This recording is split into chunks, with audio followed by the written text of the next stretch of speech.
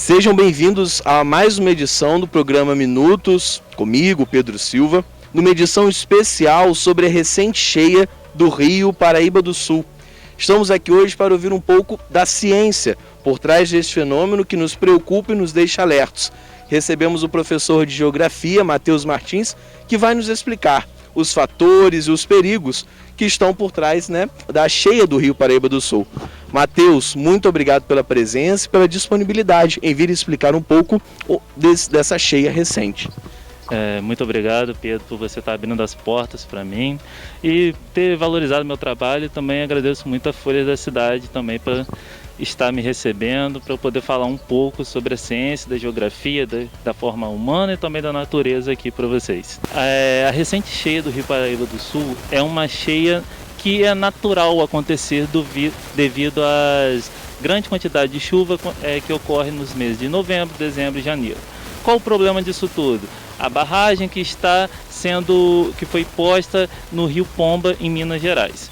Porém, o Rio Paraíba do Sul ele vai abranger os municípios de Itaocara, vai abranger os municípios de Cambuci, São Fidélis, Campos, desaguando em São João da Barra.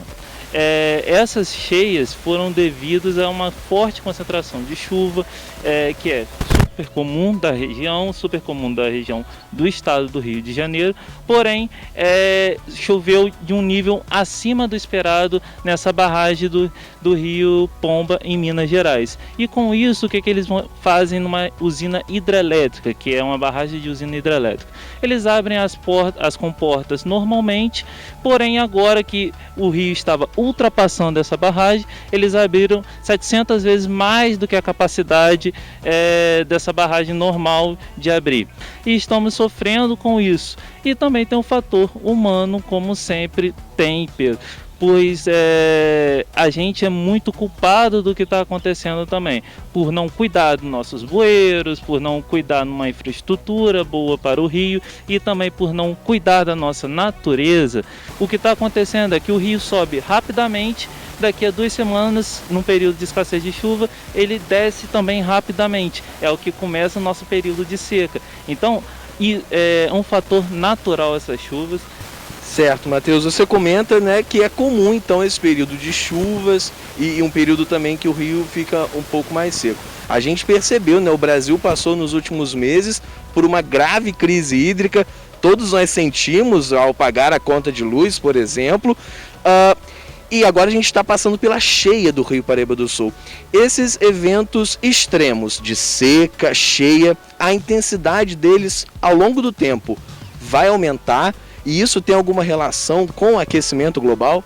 Então, pode aumentar como também não pode aumentar. A tendência é que os períodos de seca sejam cada vez maiores, pois nós estamos cada vez mais desmatando mais.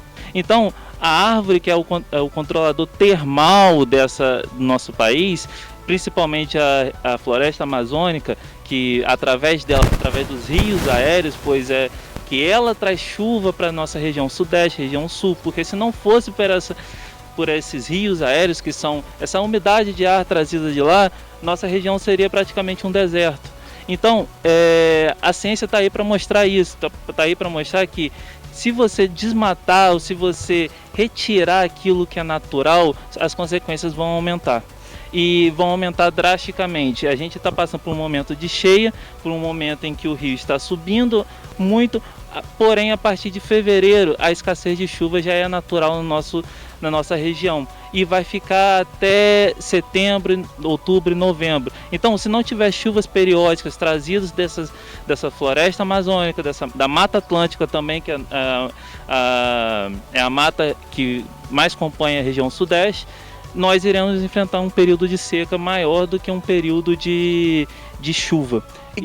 Então, diante desse cenário de cheias e secas extremas por conta do desmatamento, que políticas a gente pode adotar, esfera civil, esfera pública, para poder se prevenir desses eventos extremos? Então, Pedro, de esfera civil, é muito bom conscientizar as pessoas no quesito de não vão jogar o lixo na rua, vão jogar o lixo no lixo, vamos cuidar dos nossos bueiros, porque eles transbordam quando tem período de chuva, e também investir em reflorestamento, não querer desmatar cada vez mais. Nós sabemos que a construção civil está tomando aí São Fidélis aos poucos, e não estão pensando nas consequências desse desmatamento. Se for desmatar, que plante a árvore em outro local. Perfeito, Matheus. Fica aí o alerta da ciência, então, para esses eventos que são naturais, mas que por conta da degradação do meio ambiente se tornam cada vez mais extremos.